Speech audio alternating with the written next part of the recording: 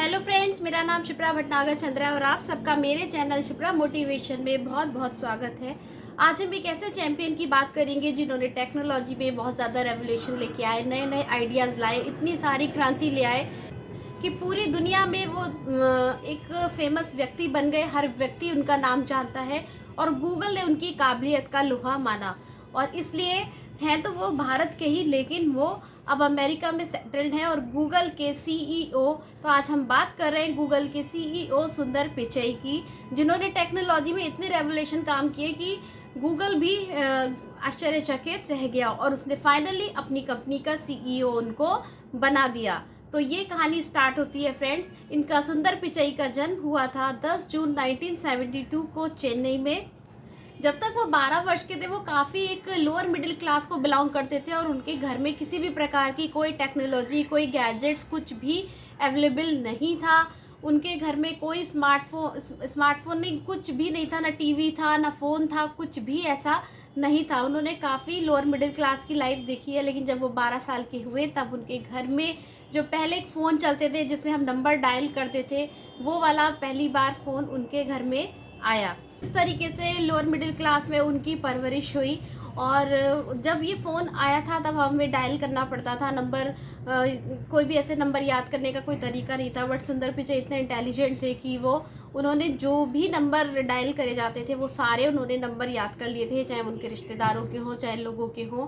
और ये एक बहुत बड़ी बात है कि 12 साल का बच्चा उस समय वो सारे नंबर याद कर लेता था।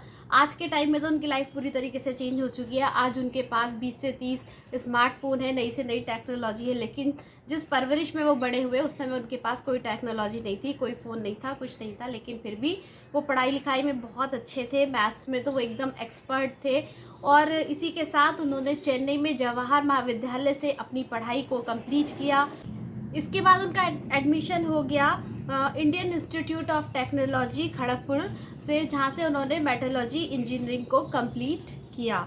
जब वो मेटलर्जी इंजीनियरिंग कर रहे थे खड़गपुर में तो उनके आईटी प्रोफेसर ने उनको देख लिया और उनके हुनर को पहचान लिया और कहा कि तुम बहुत काबिल बंदे हो, तुमको आई थिंक पीएचडी करना चाहिए स्टैनफोर्ड यूनिवर्सिटी से। बट उन्होंने स्टैनफोर्ड यूनिवर्सिटी से पीएचडी नहीं किया। वो एमएस करना चाहते थे और उन्होंने मेटेलिक इंजीनियरिंग में एमएस किया और इसके लिए उनको बाहर यूएस जाना था। और जैसा कि मैंने आपको बताया, बहुत ही लोअर मिडिल क्लास को बिलोंग करते थे, तो उनके फादर के लिए यूएस भेजने के पैसे नहीं थे। तो उन्होंने जैसे तैसे अपनी सेविंग से, अपने फंड से, अपने बैंक से इस तरीके से अरेंज करके कैसे तैसे करके उनको यूएस भेजा और उन्होंने वहाँ जाकर स्टैनफोर्ड यूनिवर्सिटी से एमएस अपना कंप्लीट किया इन मेटेलिक इंजीनियरिंग में। इनिशियली उनका प्लान था एमएस कंप्लीट करने के बाद कि वो पीएचडी करेंगे in material and conduct semi conduct physics में। बट उन्होंने ऐसा नहीं किया। सिलिकॉन वैली की एक कंपनी में उन्होंने एक जॉब कर ली।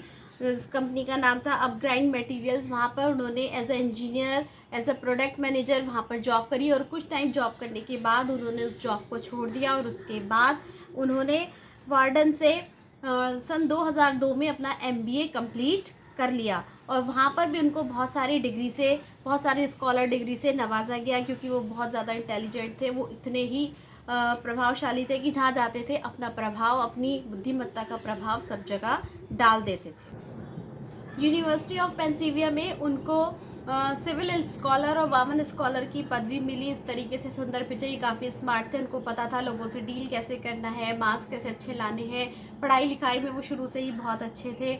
और इस तरीके से एक के बाद एक सफलता उनके साथ जुड़ती चली गई। उसके बाद उनकी नौकरी लगी as a management and consultant McKinsey company में। उसके बाद उन्होंने कुछ टाइम वहाँ काम किया और कंपनी छोड़ने के बाद तो उनकी लाइफ में बहुत बड़ा टर्निंग पॉइंट आ गया और उन्होंने गूगल ज्वाइन कर लिया। एक तरीके से देखा जाए तो उनकी लाइफ में नए चैप्टर ओपन हो गया और वो गूगल के लिए काम करने लगे। उस टाइम पे गूगल एक बहुत बुरे दौर से गुजर रहा था। 2002 या 3 की बात है, जब हम इंटरनेट एक्सप्लोर का यूज़ ज़्यादा करते थे। तो ऐसे में इंटरनेट एक्सप्लोर यानी कि माइक्रोसॉफ्ट ने सोचा कि क्यों ना हम अपना ही सर्च इंजन मार्केट में इंट्रोड्यूस करें और उन्होंने इंट्रोड्यूस किया बिंग को। अब गूगल के लिए एक बहुत बड़ा चैलेंज आ गया था, क्योंकि मार्केट में वो भी बने रहना चाहते थे और जाहिर सी बात है जो चीज़ सामने न्यू आती है लोग उसको ज़्यादा यूज़ करते हैं।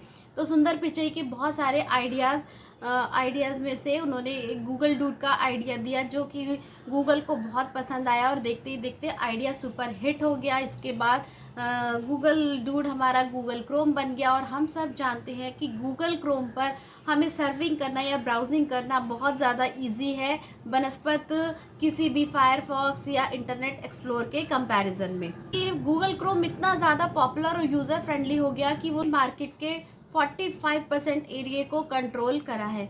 और हम सब जानते हैं कि इतना स्मार्ट और इतना यूज़र फ्रेंडली है, जब भी हमें किसी चीज़ का सॉल्यूशन चाहिए होता है या सर्च करना होता है तो हम ये नहीं कहते कि सर्च करेंगे, हम कहते हैं गूगल करेंगे। तो गूगल एक तरीके से सबकी ज़ुबान पे चढ़ने लगा और आज हम सब लोग ज़्यादातर गूगल को बहुत ईजिली यूज़ करते हैं और ये ज़्यादा यूज़ करना यूज़र फ्रेंडली है। फ्रेंड्स, देखते ही देखते गूगल की सक्सेस के साथ ही सुतर पिचाई का भी नाम होने लगा था। ओवरनाइट सक्सेस, ओवरनाइट सेंसेशन उनको मिलने लग गए थे और इसके साथ ही वो एक फेमस पर्सनालिटी बन गए थे। गूगल उनके काम से, उनके आइडिया से बहुत ज़्यादा खुश हो चुके थे और उनको प्रमोट करके एज अ वाइस प्रेसिडेंट बना दिया गया था, प्रोजेक्ट मैनेजर। और यहाँ तक कि जब भी गूगल की कोई प्रेजेंटेशन होती थी तो उसको भी वो प्रेजेंट किया करते थे और सब गूगल की प्रेजेंटेशन में वो प्रेजेंट रहते थे। अब और 2010 में उनको वापस से प्रमोट कर दिया गया। उनके काम से खुश होकर उनको बना दिया गया senior vice president of Chrome and app. और इसी के साथ उनके ऊपर एंड्रॉयड की रिस्पॉन्सिबिलिटी आ गई, जो और इसको पहले हैंडल कर रहे थे एंडी रोबिन। और उस समय एंड्रॉयड सिर्फ 3 चीज़ों में डील कर रहा था, जैसे कि आपका TV, smart watch and car payment, इन सब में डील कर रहा था।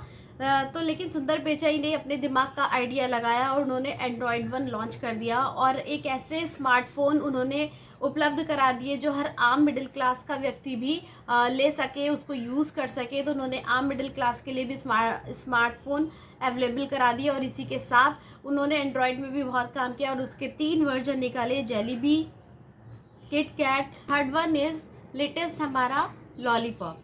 तो इस तरीके से डे बाय डे एंड्रॉयड बहुत ज़्यादा पॉपुलर हो रहा था और उसी के साथ इनकी कामयाबी भी बढ़ती जा रही थी और इनके गुणों का बखान पूरी दुनिया में हो रहा था, इनकी तारीफ होती जा रही थी।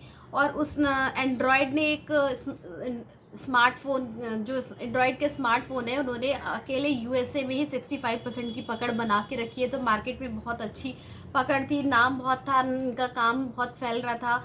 और 2014 में उनको दोबारा से प्रमोट कर दिया गया as a head of production of 2014 और second command of Larry Page, जो टॉप पोजीशन पे थे। और उस समय जो गूगल के टॉप पोजीशन पे थे वो लैरी पेज थे और वो उनके सेकंड कमांडेंट बन गए और अब इनकी रिस्पॉन्सिबिलिटी बहुत ज़्यादा बढ़ गई और इनके ऊपर बहुत ज़्यादा काम का प्रेशर आ गया। अब गूगल मैप्स, इसी के साथ सर्च इंजन एडवर्टाइजमेंट, इसको भी और ज़्यादा यूज़र फ्रेंडली बनाने की रिस्पॉन्सिबिलिटी इनके ऊपर आ गई थी। आज हम देखिए कहीं भी जाना होता है तो गूगल मैप की मदद से हम बहुत आसानी से कहीं भी पहुंच जाते हैं, नहीं तो पहले हम लोगों से पूछते पूछते जाते थे और कितनी हमें नई जगह जाकर बहुत ज़्यादा डिफ़िकल्टी होती थी। तो गूगल मैप्स एक बहुत ही अच्छा फीचर्स इन्होंने लॉन्च किया है। इसी के साथ गूगल फ़ोटोज़, गूगल नाउ, जो वॉइस एनिमेशन का एक काम चल रहा है कि जब हम पूछते हैं कि ओके गूगल ये बताइए, तो ये सारे काम इन्होंने खुद, ये आइडिया सारे इनके थे, इन्होंने ही इतने सारे चेंजेस किए जिससे कि गूगल के फाउंडर लैरी पेज बहुत ज़्यादा खुश हुए और एक तरीके से वो गूगल की पब्लिक फिगर बन गए थे, गूगल का फेस बन गए थे और हर जगह गूगल की कॉन्फ्रेंस में सब जगह वो नज़र आने लगे थे। और इसी के साथ उनकी रिस्पॉन्सिबिलिटीज़ भी बढ़ती जा रही थी क्योंकि हर कोई उनको हायर करने की सोच रहा था। ट्विटर और माइक्रोसॉफ्ट ने भी उनको सीईओ बनाने का सोचा, तो उससे पहले गूगल ने उनको सीईओ बना दिया। गूगल की बत्ती जली और उनको लगा कि ये तो बेशकीमती हीरा है, कहीं ऐसा ना हो ये हमारे हाथ से निकल जाए और इसको कोई और हायर कर ले। इसलिए इससे बचने के लिए उन्होंने उसको गूगल का सीईओ बना दिया। और आज हम सब जानते हैं कि गूगल का सीईओ सुरेंद्र पिचाई है, जो कि एक इंडियन व्यक्ति है। और जब सबको पता चला कि इंडिया का एक व्यक्ति गूगल का सीईओ बन गया है तो ये बात बहुत ही प्राउड की बात थी और इस सेलिब्रेशन को इंडिया में भी मनाया गया। और वो गूगल के हर प्रोजेक्ट को, दूसरे प्रोजेक्ट्स को भी बहुत अच्छे से लीड कर रहे थे, बहुत कॉन्फिडेंटली वो आगे बढ़ते गए और बहुत ही प्राउड की उन्होंने फील कराया भारत को कि एक भारत का व्यक्ति गूगल का सीईओ बना। और इस तरीके से उनकी रिस्पॉन्सिबिलिटीज़ भी बहुत बढ़ती चली गई। और लेकिन बचपन में एक इंटरेस्टिंग चीज़ है उनके बारे में कि वो एक क्रिकेटर बनना चाहते थे। जब टीवी पर मैच आने वाला होता था तो वो घंटों गावस्कर की बैटिंग का वेट करते थे। और आज भी वो क्रिकेट और फुटबॉल के बहुत शौकीन हैं, वो मैच देखना पसंद करते हैं। यहाँ तक कि जब शाहरुख खान गूगल गए थे तो उन्होंने ही शाहरुख खान का इंटरव्यू कंडक्ट किया था और सारे सवाल पूछे थे। लेकिन लोगों के मन में एक सवाल आता है कि वो आखिरकार इतने कामयाब और सक्सेसफुल कैसे हो गए, वो इतना कैसे आगे बढ़ गए, एक छोटी सी जगह से निकल के वो इतना कैसे पहुंच गए। तो फ्रेंड्स, उनका जो विज़न है वो बहुत ज़्यादा क्लियर रहता है, कॉन्फिडेंट रहते हैं, हर चीज़ को अच्छी तरीके से लीड करते हैं। और अगर कोई रिस्पॉन्सिबिलिटी उनके ऊपर डाली जाती है तो वो उसमें पूरी तरीके से डेडिकेशन के साथ उसमें लगे रहते हैं। और जब तक उनको सक्सेस नहीं मिल जाती वो पीछे नहीं हटते हैं, पूरे फोकस के साथ वो उस रिस्पॉन्सिबिलिटी को बहुत अच्छे से निभाते हैं। लोगों को उनके साथ काम करने में बहुत मज़ा आता है और यही उनके सक्सेस के सीक्रेट्स हैं। उनके बारे में कहा जाता है कि अगर वो कोई रिस्पॉन्सिबिलिटी आपको सौंपेंगे तो वो प्रॉपर आपको गाइड करेंगे और वो बताएंगे कि उनकी क्या एक्सपेक्टेशंस है, वो आपसे क्या चाहते हैं और इसमें उसको कैसे काम करना है। वो पूरा अच्छे से गाइड करते हैं, इसलिए लोगों को काम करने में उनके साथ बहुत मज़ा आता है। और यहाँ तक कि लोगों ने उनको ये भी कॉम्प्लीमेंट दिया है कि they are consider better than from Larry Page, यानी कि ये बहुत बड़ा कॉम्प्लीमेंट है कि वो लैरी पेज से भी कहीं ज़्यादा बेटर है। तो ये अपने आप में एक बहुत ही प्राउड की बात है।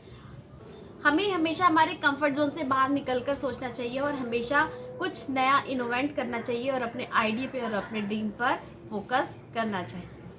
तो फ्रेंड्स, उन्होंने गूगल के लिए बहुत काम किया, गूगल को गूगल बनाने में बहुत योगदान दिया। गूगल के जितने भी प्रोजेक्ट्स थे, अपने जितने भी उनके आइडिया थे, Google tool bar, Google search engine, Google Chrome, जितना भी इनका इन्वेंशन था, गूगल मैप्स, उन सब के लिए बहुत ही ज़्यादा उनको अप्रिशिएट किया जाता है। और आज उनके योगदान की वजह से गूगल बना है और वो दुनिया की सबसे बड़ी कंपनी बन चुका है। और ये बहुत प्राउड की बात है कि एक इंडियन ऐसी गूगल कंपनी का सीईओ है। तो फ्रेंड्स, उनकी लाइफ से हमें सीखने को मिलता है कि हमें कभी भी मेहनत करने से पीछे नहीं हटना है। एक छोटा सा लड़का जो चेन्नई में पैदा हुआ और 12 साल तक जिसके घर में कोई टेक्नोलॉजी और किसी भी तरह के गैजेट्स का कोई सामान नहीं था, उसकी किस्मत अचानक से ऐसे पलटती है कि रातों रात उसको ओवरनाइट सक्सेस मिलने लगती है और आज वो गूगल का सीईओ बन जाता है। तो फ्रेंड्स, हमें अपनी लाइफ में यही लाइफ की ब्यूटी है। कई बार हम मेहनत कर रहे होते हैं और हमको रिजल्ट्स नहीं आता है तो हम बहुत ज़्यादा हताश और निराश हो जाते हैं। और ऐसा अपने साथ नहीं, बहुत बड़ी बड़ी कंपनियों के साथ भी होता है। जैसे व्हाट्सएप पहले फेसबुक के साथ काम करना चाहता था, लेकिन फेसबुक के उन फाउंडर ने उसको रिजेक्ट कर दिया, लेकिन वो लगातार काम करते गए। व्हाट्सएप इनोवेंट हुआ और उसके बाद फेसबुक ने व्हाट्सएप को दोबारा से हायर कर लिया। तो फ्रेंड्स, इसी तरीके से लाइफ में बहुत सारे चैलेंजेस आते हैं। उस पॉइंट पर कभी भी मेहनत करना बंद मत करो। आज रिजल्ट नहीं मिल रहा है, कोई बात नहीं, हो सकता है 3 महीने बाद मिले, 6 महीने बाद मिले या साल भर बाद मिले, लेकिन हमें हमारी मेहनत का फल ज़रूर मिलता है। तो हमें हार्डवर्क, नॉलेज, इंटेलिजेंस के साथ आगे बढ़ते रहना है। आई होप आपको सुंदर पिचाई की स्टोरी पसंद आई होगी। अगर पसंद आए तो प्लीज़ लाइक कीजिए, चैनल पे नए हैं तो सब्सक्राइब कीजिए और फ्रेंड्स के साथ शेयर कीजिए। और मिलते हैं हम अपने नेक्स्ट एपिसोड में नेक्स्ट चैंपियन के साथ। तब तक के लिए गुड बाय।